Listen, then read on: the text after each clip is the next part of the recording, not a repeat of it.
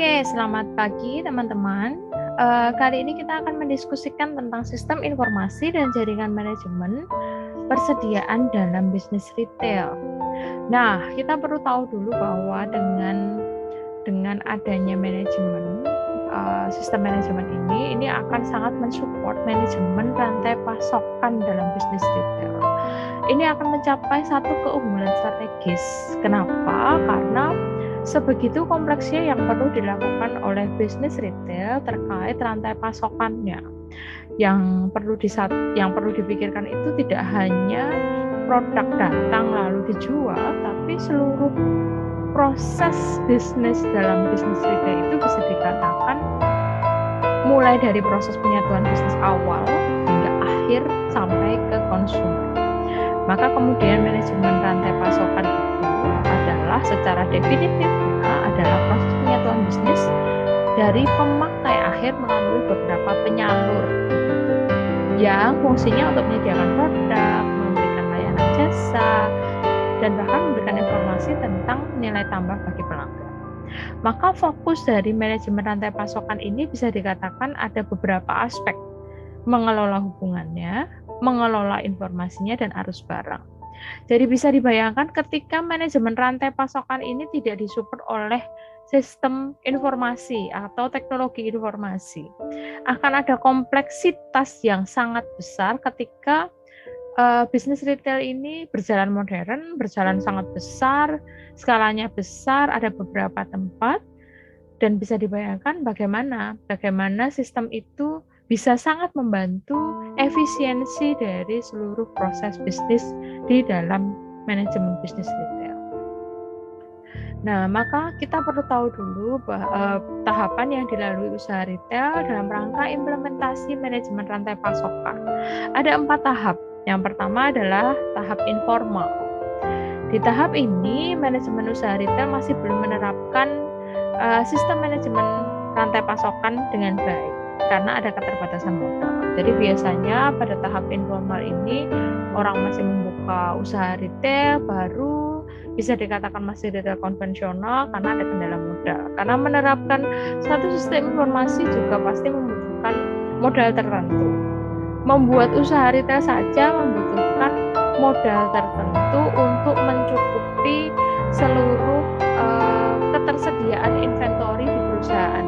Ditambah lagi kita harus mengadopsi teknologi informasi, maka usaha retail yang tidak cukup modal itu akan terbatas untuk mengadopsi sistem informasi atau teknologi informasi. Lalu tahap yang kedua adalah tahap fungsional. Tahap ini mulai menyusun struktur organisasi, membagi divisi berdasarkan fungsi pekerjaan, misalnya gudang, keuangan, layanan konsumen. Lalu yang ketiga adalah tahap integrasi proses internal.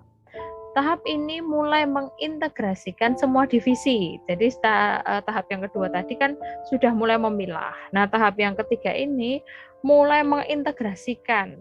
Jadi kita sadar bahwa masing-masing divisi itu pasti punya keterkaitan. Nah, pada tahapan yang ketiga ini mulai mengintegrasikan itu. Harapannya untuk mencapai visi perusahaan efisiensi yang lebih daripada sebelumnya. Lalu tahap terakhir adalah pengembangan usaha. Nah, fokus dari tahap terakhir ini adalah sudah lebih banyak efisiensi yang dilakukan. Mereka sudah tidak memusingkan permasalahan teknis. Semua sistem tata rapi, terintegrasi, terorganisir dengan baik. Tentu hal ini membutuhkan modal yang cukup besar juga. Nah, lalu terdapat 2 pendekatan dalam manajemen rantai pasokan berdasarkan tipe produk. Ada produk fungsional dan produk inovatif.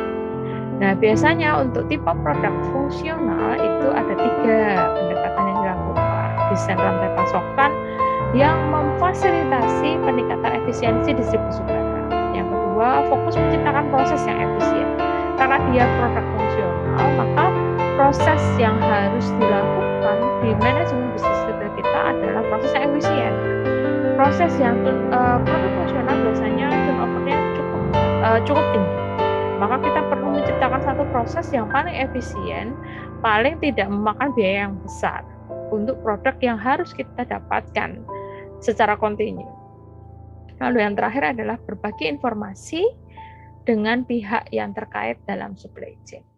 Jadi kalau bisa informasi tersebut just in time, ketahuan apakah inventory tersebut masih atau tidak.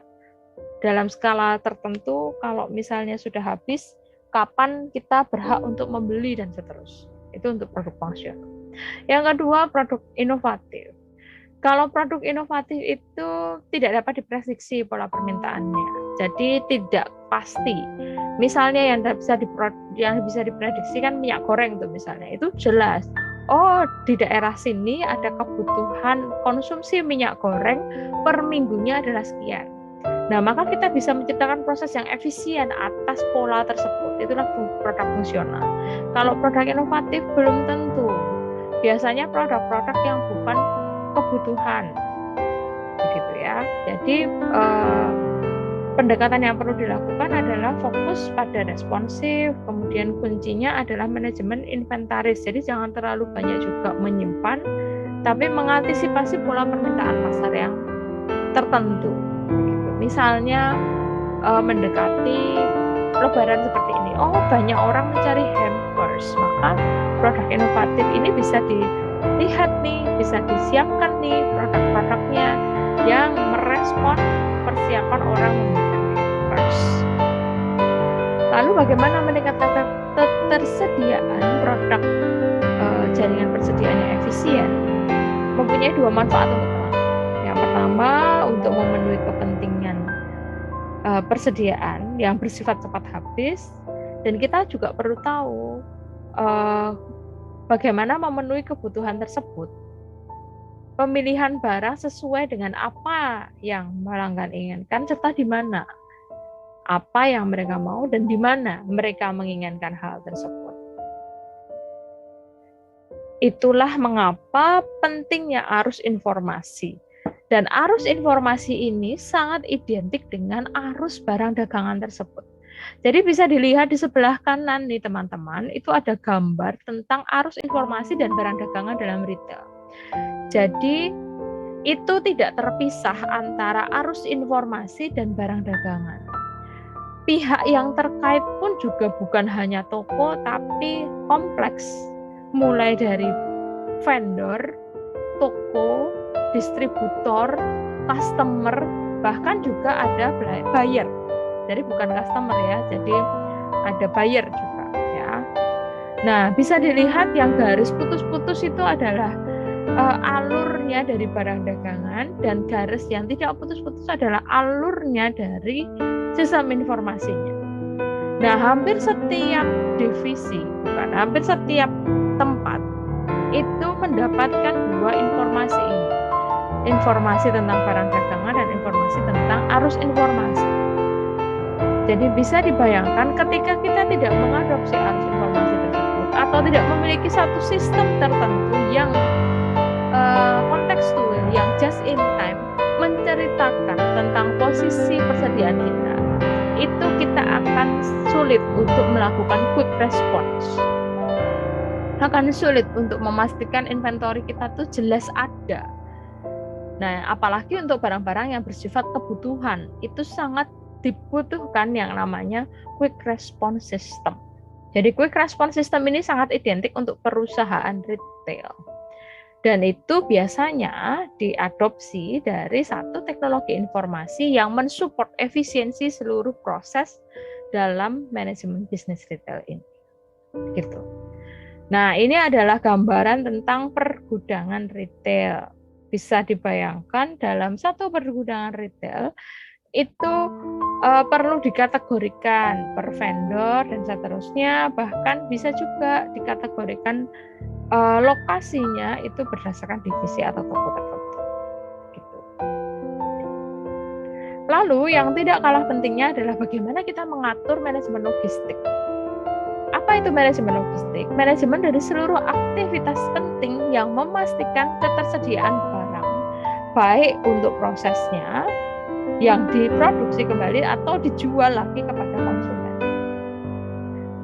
Mengapa ini penting juga untuk dibahas? Karena sebegitu banyaknya elemen utama dalam manajemen logistik.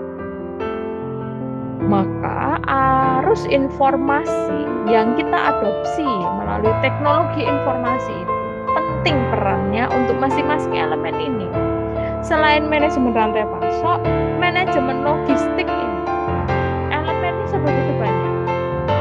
Bukan berarti kita tidak bisa mengatur satu sistem tertentu tanpa teknologi. Bisa kok kita mengatur dengan sistem konvensional.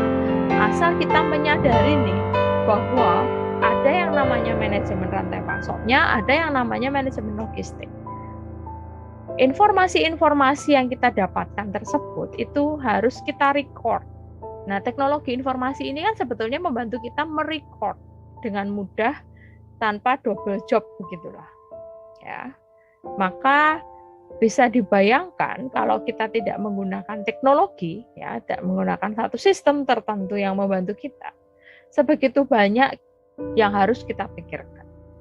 Nah, masing-masing elemen utama ini sudah dijelaskan di slide berikutnya ya, teman-teman bisa baca sendiri. Ada 10 elemen utama.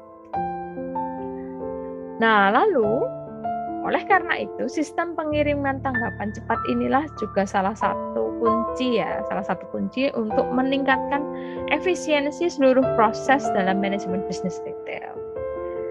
Begitu. Jadi sistem ini adalah sistem manajemen inventory yang dirancang untuk mempengaruhi waktunya. Jadi waktu dalam menerima barang dagangan, menurunkan investasi persediaan, meningkatkan layanan pelanggan, dan mengurangi biaya logistik. Jadi seluruh aspek tersebut sangat komprehensif dengan adanya adopsi teknologi informasi. Jadi arus informasinya itu lancar. Jadi keuntungannya apa ketika kita mengadopsi sistem pengiriman tanggapan cepat? Itu adalah 3 aspek ini. Mengurangi waktu tunggu, sehingga kita bisa menghapus kebutuhan surat transaksi. Jadi kalau dulu itu barang masuk, barang keluar, ada suratnya, berapa lembar, dan seterusnya, surat ini disimpan, kemudian dicatat, dan seterusnya. Dengan adanya teknologi informasi itu kita bisa menghapus kebutuhan surat transaksi, bisa menghemat kebutuhan surat transaksi, karena itu semua sudah by system. Seperti sekarang kita kalau misalnya menerima paket dari JNE, mereka sudah tidak mengeluarkan lagi suratnya, tapi kita tinggal tanda tangan di aplikasi mereka, dan seterusnya. Pengiriman dan pertukaran informasi dapat non-stop, jadi mengurangi waktu tunggu. Kalau dulu kita harus memastikan toko itu buka, truknya itu menunggu toko buka, dan seterusnya. Tapi kalau sekarang dengan sistem saja kita sudah bisa tahu toko ini butuh apa, kemudian kita tinggal kirimkan, toko itu buka, tinggal masukkan, dan seterusnya. Lalu yang kedua, tingkat ketersediaan informasi dan investasi persediaan lebih rendah karena ada just in time. Kemudian yang terakhir, mengurangi biaya logistik.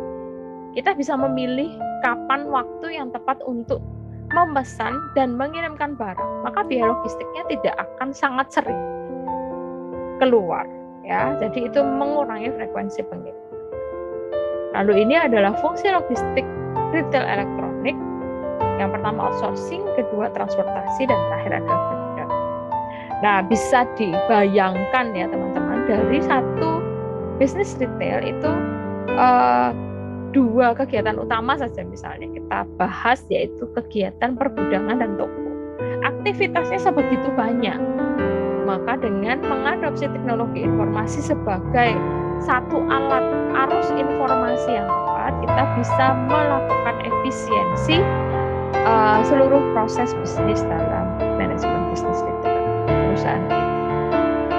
Oke, sekian penjelasan dari saya. Terima kasih dan semoga ini bisa bermanfaat untuk